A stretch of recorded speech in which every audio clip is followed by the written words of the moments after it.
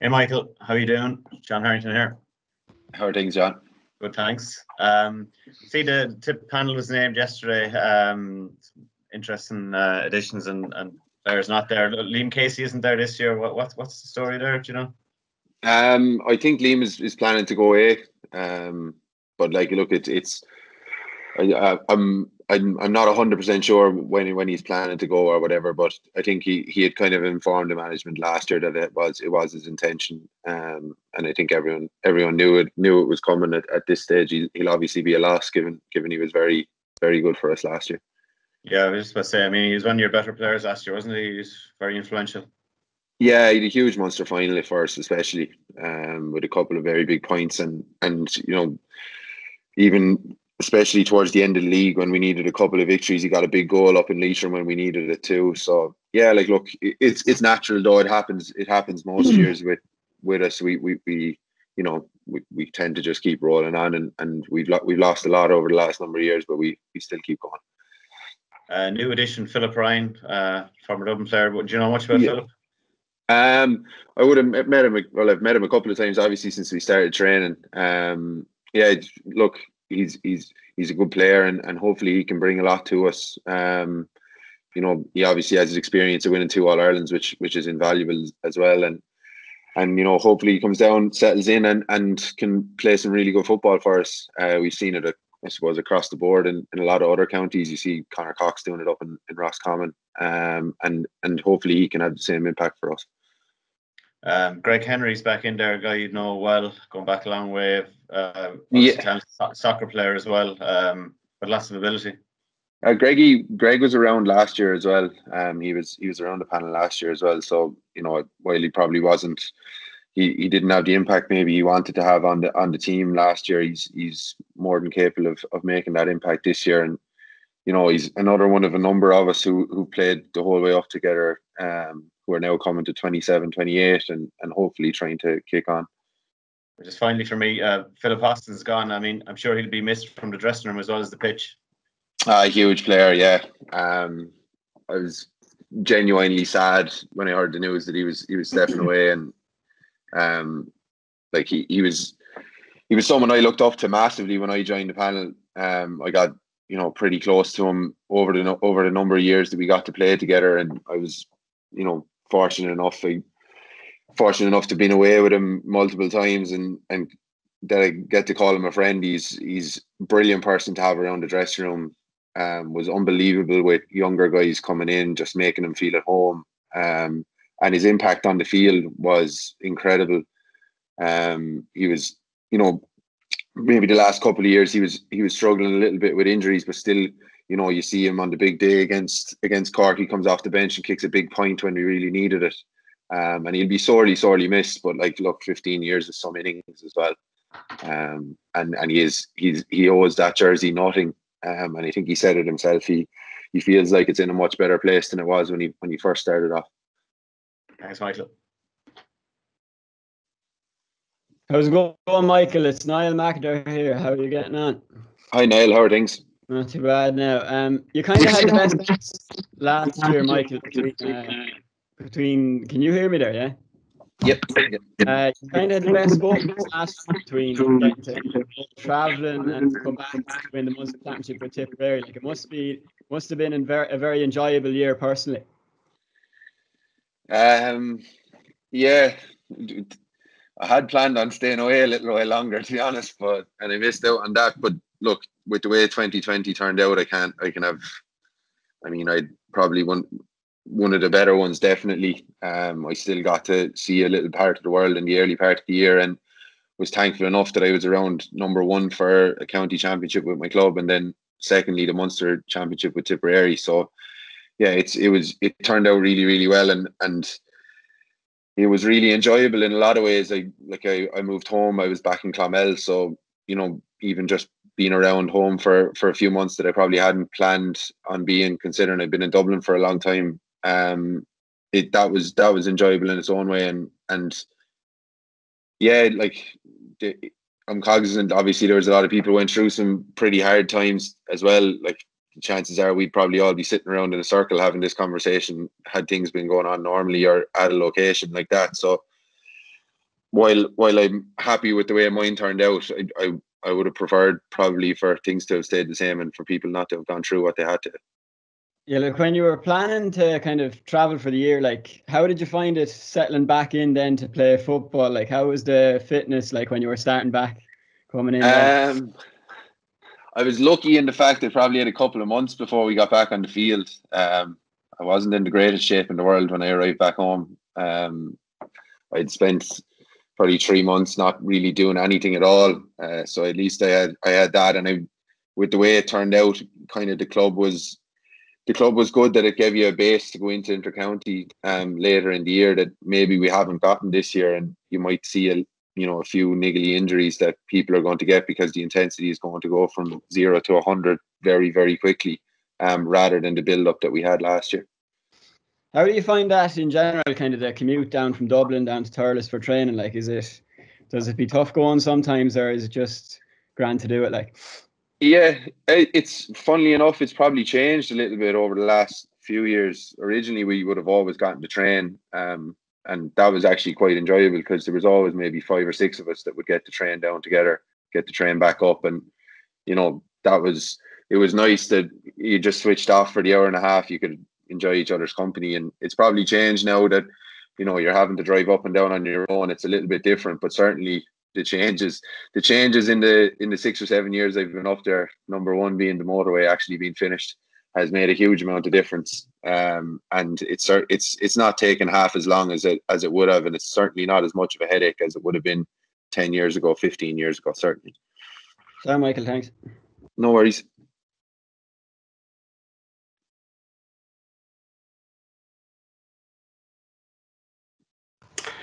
Michael, Phil Flanagan here in the Mail. How are you? Hi, Philip. Good. Just with the actual practicalities, like what you achieved last year, the Munster medal. Did you have a presentation? Like, do you have the medal? Where is it? Because obviously everything was so different.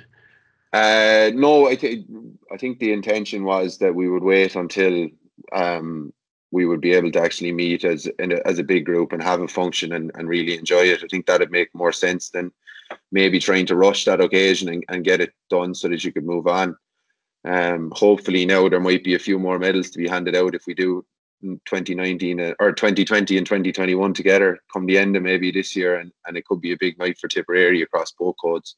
But I don't think we certainly wouldn't have enjoyed it as much had we tried to rush it in the last few months, I'd say. So you don't have it, like, clearly you haven't got the medal in your hands yet, just by the nature of but I'm nearly sure nearly all teams weren't giving out medals at all.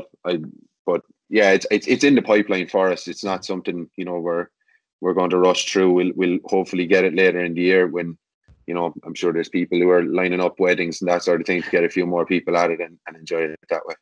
And just the actual winning of a trophy and winning something like that, how do you look at it, Michael? Like, does that justify the kind of the time, all the years involved, or kind of had any part of you wondered, given that it doesn't it hasn't happened for Tipperary in generations, do you kind of accept that it mightn't happen, or like how do you approach it as a player, and particularly now that you have it, does it change anything? Yeah, I'd say probably there's two sides to it. Had I not gotten it, or had I finished my career without getting a Munster medal, I don't think it would have ever, I would have ever been disappointed about it. I made the biggest thing for me is I've made some great friends along the way, and I've had some, great memories, and that's it.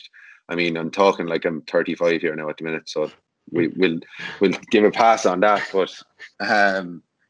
But obviously then when on the other side of it, now that you do have it, you have that validation that all of those hours spent, it does mean something at the end of it. And it will be nice to look back in 10 years or whenever I stop playing completely between county and club, and to be able to say, yeah, we've done that. That one's been ticked off the list. But look, we can't sit there and say that's it now. We need to kick on and we need to keep going and I wouldn't like for us to still be talking about it in a couple of years' time, saying that was it, and we're not even trying to achieve something similar to it. Albeit, like, look, it was given the weekend it was in it, all the history that went with it. It's never going to be repeated in that sense. But there's different ways that you can, make seasons memorable, I would say. Great stuff. Thanks a million. Hi, Michael. It's Gordon Manning here in the Irish Sun. How are you? Hi. How are things, Gordon? Good, thanks. Good. Just follow up on what Philip was saying there, Michael. You kind of, I get the sense that you really want to back up the kind of Munster title from last year.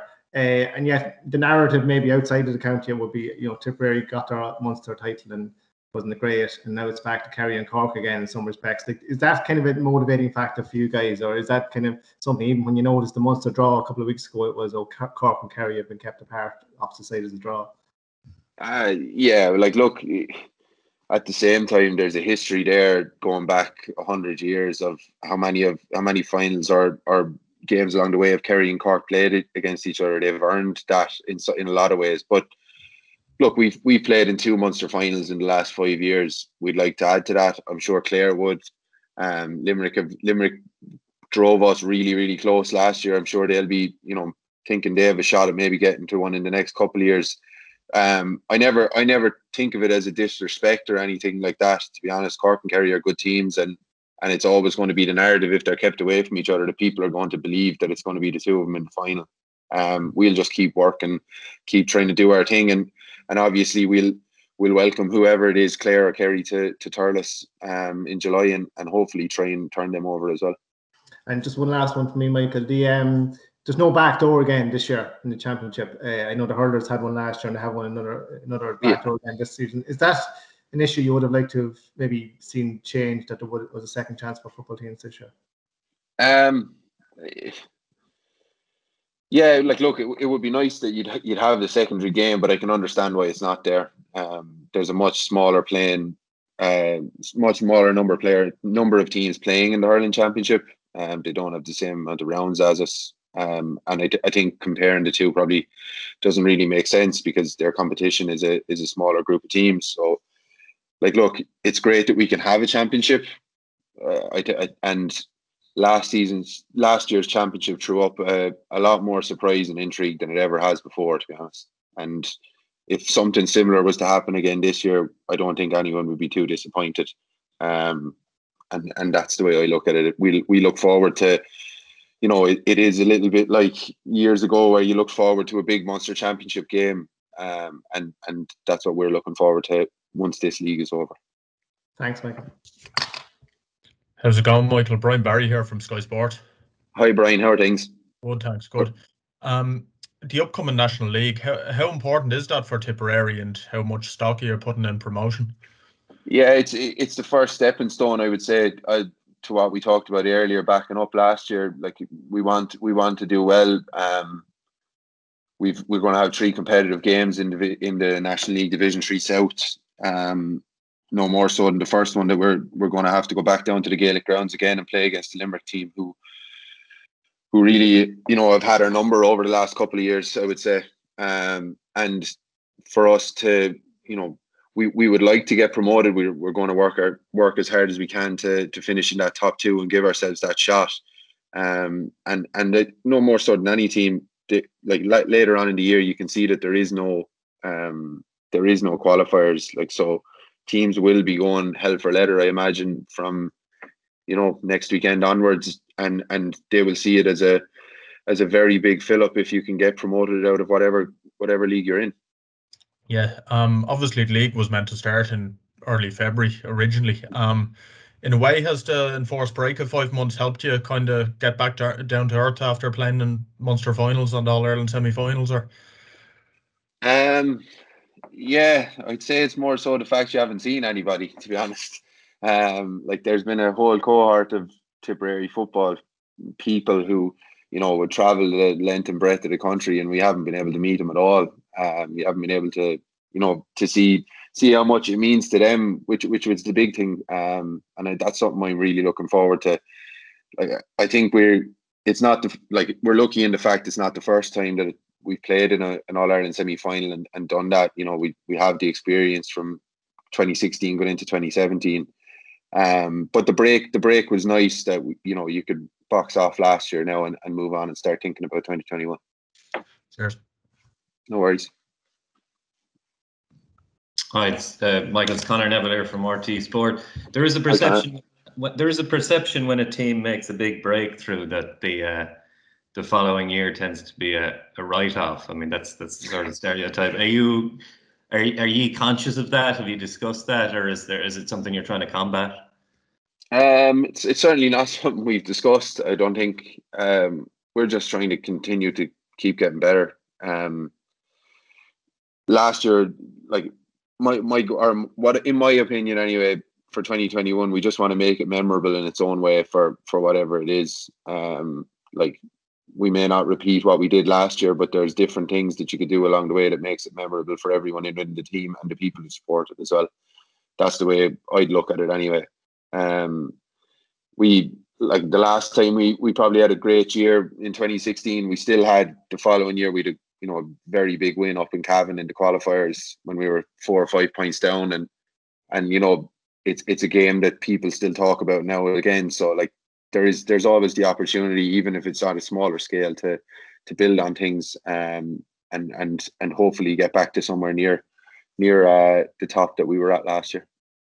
Is there any sense that the league might be as important as the championship this year, given that the championship, you kind of tick the Munster box, and there'll be I presume a lot of eagerness to get out of Division 3 if you can?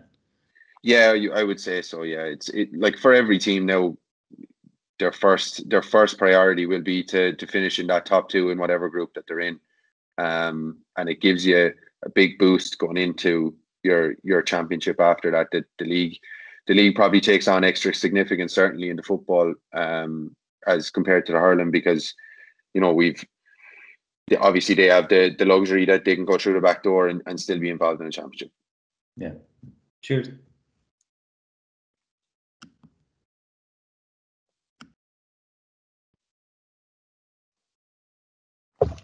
Michael, Conor McKeown here from the Irish Independent. How are you? Hi, Conor. How are things?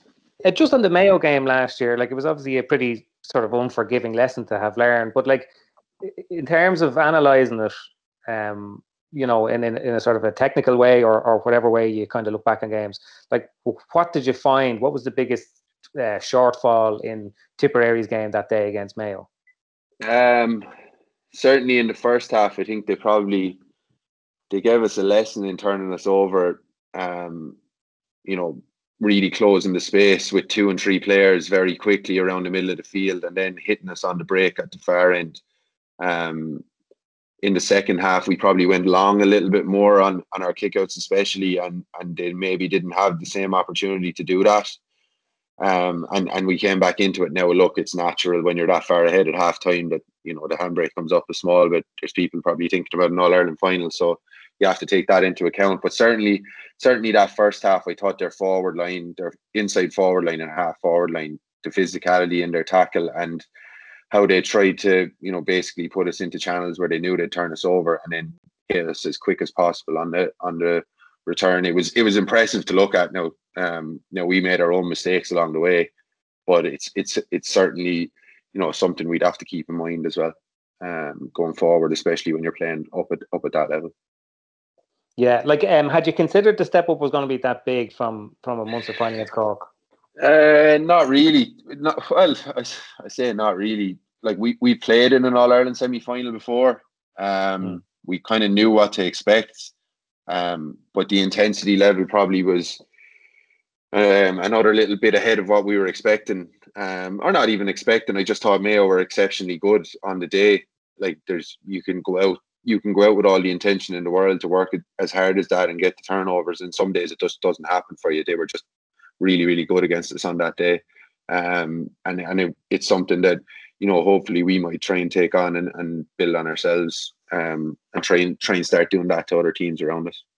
And just lastly, like, it does look as though, all things going the way they are at the moment, that some supporters, some crowds will be at games towards the back end of the championship, and presumably that means restrictions around players traveling to matches together and using dressing rooms are going to be lifted. As a player, like what kind of a relief does that kind of give you? Like, how tough is it playing in empty grounds and not having that kind of contact with your other players, the other restrictions? Like, it seems like a bit of a drag to most players.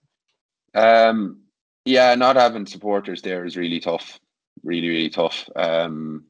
like, look, we are not a team that attracts like 15,000-20,000 people to games, but the people who do go to watch us are very, very, vocal. They're really, really supportive, and we probably know everyone on a first name basis at this stage. So not having them there and being able to experience that, it has been tough. We were very, very lucky with our club that we got to have a few people at our county final, thank God, at the end of September, which, to be honest, added to it a hell of a lot, I think. But hopefully now, as things start to open up, I think there's an awful lot of GA people who'll not even worry about going to inter-county games towards the end of the summer, but just being able to go and see their club on a Sunday playing in a league game in any part of the country. That'll be a huge lift to those people, and hopefully it's here to stay and it's not going to be taken away from them again. Cheers, Michael. No worries. Michael, John Fogarty, how are you keeping? Hi, John. Just a quick one about Declan Brown. Obviously, you've only had 3.5 weeks, 3.5 weeks to work with him. But any pearls of wisdom for the likes of yourselves and Connor inside? He's ridiculous. He's so good. He still has. I honestly reckon you could put him in corner forward. He'd still do a job. It's just the small things that he does. He's not, he's not trying to tell you exactly what to do. It's only very small little pearls of wisdom, little things for even, people who kicking in the ball, where exactly to put it, that sort of thing. He's been a breath of fresh air around the place. And I've really enjoyed learning off him. He knows where to be. He knows, what positions to take up, and he understands, both sides of the game. And he's certainly been a big benefit to us since he came in. Thanks, Mike. Michael, Carl O'Kane here in Star. How you doing? Hi, Carl. Michael, just wondering, you're obviously, I'm sure, still in close contact with Colin O'Riordan. Big couple of months for him. I think in terms of a contract and things, I'm sure you sort of have mixed feelings about it. You'd love to have him back, but at the same time, you'd probably like him to, do well and maybe get another contract over there. Oh, absolutely. Look, I think that goes without saying. I'd wait for him to go and sign another 3-year deal with Sydney. You have to put your that's a professional lifestyle he's living, and you have to put that first. It was unbelievable that we got to have him back for the games we did last year, and got to have him around the squad with the way things fell. But look, him doing as well as he can in Australia is definitely the best thing for him, and that's all that matters. What did he bring? Obviously, apart from his ability on the field. Again, similar to what we talked about with Decky, he was just very small little nuggets of information. People have a lot of respect for Colin and what he's done, and look, he just helped you out. He was on the water ball, and that probably just shows the bit of humility that he has. That no job was too small for him at all. He just fitted in as much as he could, and he played a few games with us when he just wanted to keep a little bit fit. And then with the way things fell, he thankfully Sydney were accommodating enough that they let him play a Munster final for us and let him play an All-Ireland semi-final. And it was great for him. You could see how much it meant to him. I think he doesn't take playing with Tipperary for granted at all. And it's something that he really enjoys. So yeah, he was great to have around the place. As I said, he wasn't overly vocal, just very small nuggets of information and helping lads whenever he could, or just small little bits, which is exactly what our group is about. It's just getting a little bit better at every training session and keeping going. And whenever he was there, did you sort of think back at all yourself about in terms of obviously it was there for you too, that opportunity? Should you have pursued it a bit harder? Or was there any thoughts like that whenever you see a fellow like that in with you and training and the levels he's at and things? I don't think it was really there for me in any sort of serious way, to be honest. I just didn't think it really suited my game at all. So look, he's done unbelievably well to have stayed over there as long as he has. You can see he's probably one of the longest serving there at this stage. So it's been great for him, and he's done a really, really good job to be there that long. So Thanks, Michael. Cheers. Right, everyone. I'm just conscious of time there, so we might take one more question for Michael, and we can let him go then.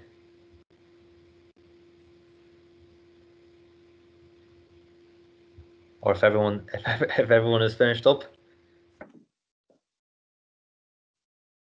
Sorry, am I off mute there? You are. Michael, Emma Duffy from the 42. Just one quick one. Yeah. Back to Philip Ryan. I know you addressed it at the start of the call, but I saw Bernard Brogan tweeting last night about his sweet left boot. Is that something that you guys have experienced yet?